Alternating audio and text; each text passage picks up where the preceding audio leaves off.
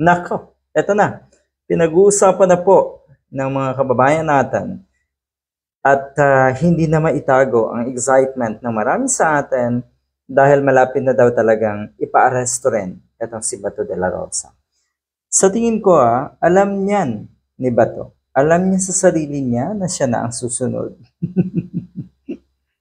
At siguro ay alam din natin na may planong magtago itong damuhong ito. Maganda itong nakapost. Ang sabi dito, Holy Week. Kasi ang balibalita, ito yung noong nakaraang araw pa, na in a few weeks, in a week, ay posible nga daw na maaresto na itong si Digong. Yan din po ay ayon kay Assistant to Counsel Cristina Contes sa ICC o ng ICC. Yun nga, De La Rosa's arrest warrant from the ICC is imminent and could land, pwedeng mangyari within a few weeks. Ito yung noong mga nakarang araw pa. So, magiging Holy Week at hindi Holy Week ang mangyayari kay Bato. Yun lang.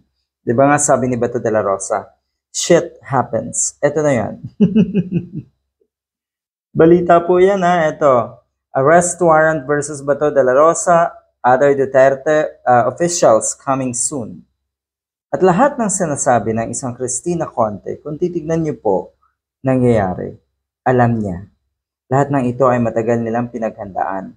Yung paghahanap nila ng ebidensya ay matagal rin nilang ginawa na malaking laban. Malaking laban ito para sa mga victims nga ng EJK. Talagang malaki yung kanilang binangga. Pero ano ang nangyari? Nakakulong. Kaya yung mga DDS na hanggang ngayon ay isinisigaw pa rin yung pagiging talunan ko na halimbawa ng mga kakamping.